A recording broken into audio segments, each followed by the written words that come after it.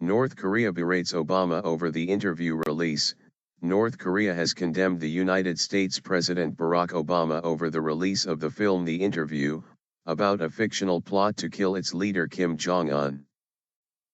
The country's National Defense Commission, NDC, also accused the United States of shutting down the country's internet, and used a racial slur to describe the reckless Mr. Obama.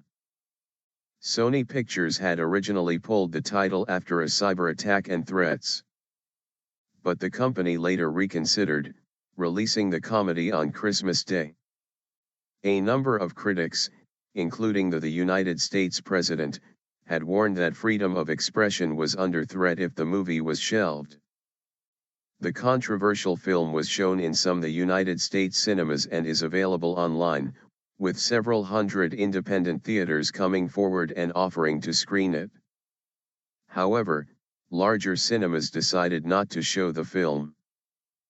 Righteous Deed. In a statement issued on Saturday, an NDC spokesman denounced the United States for screening the dishonest and reactionary movie hurting the dignity of the supreme leadership of the DPRK North Korea and agitating terrorism. President Obama, the statement said, is the chief culprit who forced the Sony Pictures Entertainment to indiscriminately distribute the movie, blackmailing cinemas in the United States. It added, Obama always goes reckless in words and deeds like a monkey in a tropical forest. The NDC also accused Washington of groundlessly linking the unheard of hacking at the Sony Pictures Entertainment to the DPRK. The Interview is a classic Hollywood romp involving two lads who go to a strange place and get seduced, in several senses. And it is very funny. That's partly because it is also a very good political satire. It is powerful because it depicts Kim Jong-un as a vain, buffoonish despot, alternating between threats and weeping that he's been misunderstood. The people around him have all the signs of fear you might expect with a despot. They second-guess his likes and dislikes.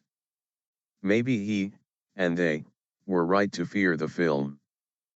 North Korean defectors sometimes smuggle USB sticks with films and soaps into the closed-off country, and there is a view in the South that these are a particularly powerful means of undermining the regime in Pyongyang.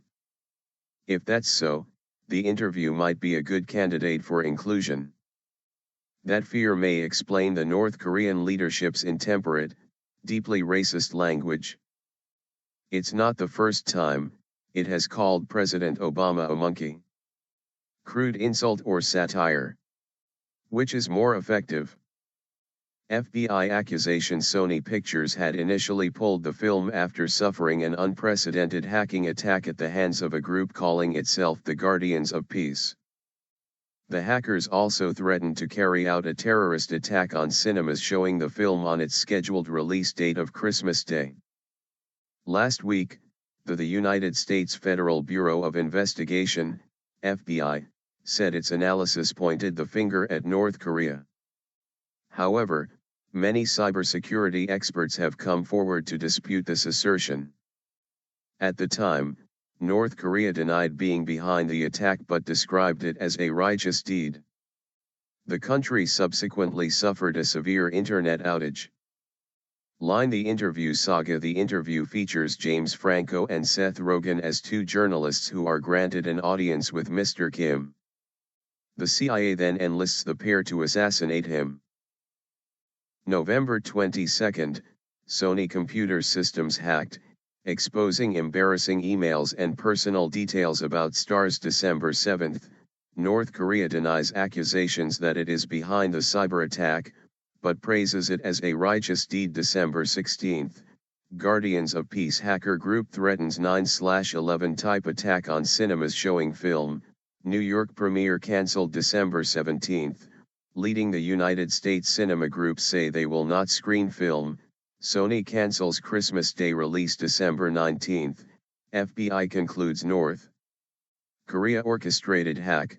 President Obama calls Sony cancellation a mistake. December 20, North Korea proposes joint inquiry with the United States into hacks, rejected by the United States. December 22, North Korea suffers a severe internet outage.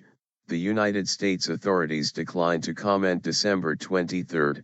Sony bosses appear to change their minds, saying they will now give the interview a limited Christmas Day release. December 25. The interview is shown in some the United States cinemas and released online.